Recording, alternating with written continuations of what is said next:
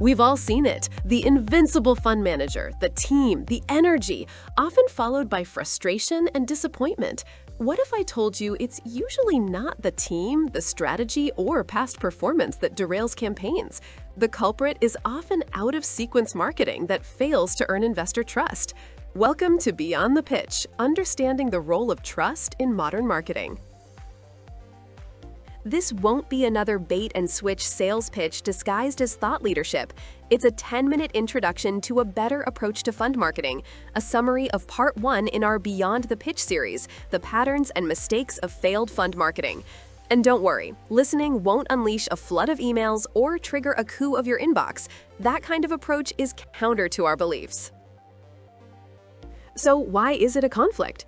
Because complex decisions aren't made without trust. Making asks without trust only makes it harder to get. Leading with value is the best way to show who you are, how you think, and why it matters. It disarms, invites curiosity, and provides a reason to stick around. But only if it's genuine. Make it salesy, and you'll delay or even destroy the trust you're trying to earn. So what is leading with value? It's providing actionable ideas, not stuff from page 1 of a Google search. For us, it means providing resources that can help you make marketing more purposeful, impactful, and effective. For you, it means providing resources that digital-first investors will embrace. The goal? To get the audience to say, that makes sense, tell me more. So what is trust-sequenced marketing? Well, it wasn't born on a whiteboard or in an agency. It came from someone who spent more than 2 decades helping asset managers strengthen brands, engage investors, and raise capital. His name is Joe Worden. His strategies didn't always follow convention, but they worked, often succeeding where traditional marketing had already failed. As the years went by, Joe remained fascinated by one question: how could teams with similar pedigrees and track records see such different results? His hunch was that it came down to the psychology of engagement. What makes investors gravitate to one manager over another? If it could be answered, it would be the holy grail of fund marketing, revealing why, how, and when curiosity becomes conviction. Then, the moment that turned curiosity into insight, an introduction to Dr. Randall Stutman. Dr. Stutman had quietly by design I might add, become one of the world's leading thinkers on leadership, conflict resolution, and the behaviors behind decision-making. That introduction turned out to be a game-changing friendship, one that helped Joe begin to understand the role of trust in modern marketing. Dr. Stutman helped Joe unpack many of the reasons why traditional marketing struggled in a modern marketplace, as well as why many of Joe's unconventional instincts worked. He pointed Joe toward the ideas, behaviors, and principles that shape decisions, helping Joe understand the psychology of trust and the importance of sequence. This journey gave Joe a new perspective on how cracks form in fund marketing, helping him understand why so many quality managers fail. It wasn't from a lack of pedigree or even their past performance. Failure was often the result of marketing that was simply out of sequence with how trust is earned.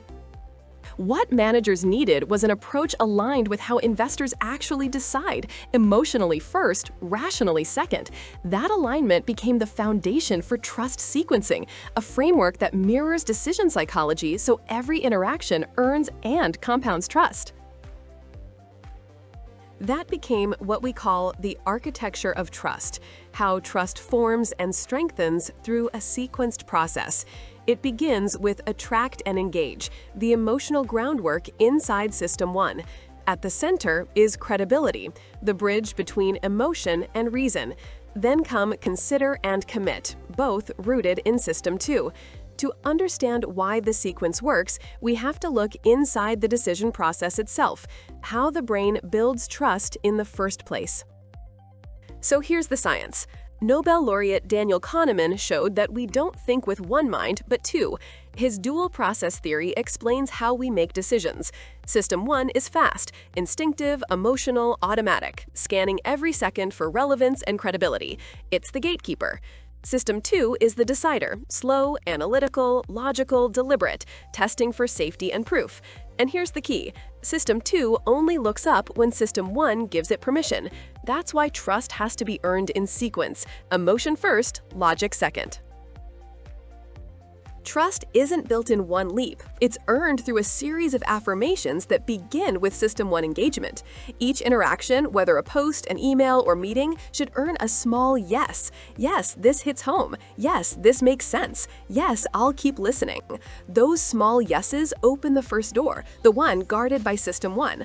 Only then will System 2, the ultimate decider, engage. Now you've made it to System 2, where the decider conducts diligence. It's where the process slows and analytics begin. Success requires organization, process, proof, and repeatability, the stuff that provides safety and confidence. It's when trust is solidified and interested turns into investable. Now we move from how investors decide to how marketing connects. And we'll keep the door analogy going because execution starts at the same place, outside the door. It begins with defining your unique relevance, the problems you solve and who you solve them for. Downside protection, repeatability, uncorrelated alpha, whatever sets you apart. When you know who values those most, you know exactly where to start the conversation. Next, know what to say to System 1, who is impatiently guarding that door. To reach the decider, your actions must disarm and impress. To open the door, speak to their needs. Your relevance and credibility will earn that quick, "Okay, I'll listen." Lead with your needs and strategy details without appeasing the gatekeeper, and you'll hear System 1 lock the deadbolt. Once inside, priorities shift. Now it's about safety, value, and proof. Your process, your repeatability, your proof. Sequence those elements right, and the small yeses keep stacking, compounding into trust. And when trust is earned, now come the details. Now, before we lose you, let's look at the 3 common failure patterns in Part 1. Fair warning, if you've ever raised capital, you've probably lived at least one of them. So here's pattern 1. It's the most common, delivering information without knowing if it's relevant to the recipient, the spray and pray approach, the Me Too pitch, the wrong guy play. They all share the same flaw, blasting the same generic stuff to anyone who can fog a mirror. Here's the problem. System 1 filters out anything irrelevant in less than 3 seconds. Start with, "Dear investor, we're value managers launching Opportunity Fund 2, and you're instantly forgettable." Okay, here are the takeaways. First, remember, engagement is earned, not assumed. Do your research, mirror their world, lead by solving their challenges, not selling yours. When your message is about them, System 1 says, "Okay, maybe." When it's about you, System 1 says, "Not a chance, lose my number." Pattern 2 is the credibility catastrophe. This one hurts. You finally earn interest, then torch the path to trust with chaos, fake polish, or desperation. It triggers biases, things like representativeness, selective skepticism, status quo bias, and others that will keep you from getting to the decider. Now let's take a look at your takeaways. Prioritize authenticity over theatrics. Be organized, be honest, and be genuine. Don't pretend to be BlackRock when you're a boutique fund. It's like showing up for your driver's test in a Formula One suit. Remember, humility attracts. Finally, pattern 3, the engagement breakdown. It's death by inconsistency. Your website says one thing, your deck another, your email something else entirely. System 1 spots the mismatch instantly and whispers, "Something's off." A confused mind always says no. This is where Cialdini's principle of commitment kicks in. People trust what's consistent. Every touchpoint and channel should deliver the same message, just in different forms. That's how you turn interesting into investable. Pulling it together is a sequenced process. Let's lay it out with the door framework. First, define your edge and your value, and use that clarity to find the right doors. When you're at the door, be relevant. That's how System 1 gatekeepers decide to open. Once the door opens, impress with credibility and experience so you're invited in. Inside, disarm System 2 with safety, proof, and repeatability. Win confidence through sequenced yeses. As those yeses compound, pitching turns into relationship building, and that's when assets follow. And here's what those yeses sound like. It's interesting. It's relevant. They're credible. It's repeatable. Count me in. So that's part one of Beyond the Pitch, the patterns of failed fund marketing, and an introduction to the psychology behind why so much fund marketing falls flat. Okay, we admit it, it's a lot. Grab the PDF, take your time with it, and see how the patterns fit your world. Then join us in part two, where we build the framework that turns those insights into action.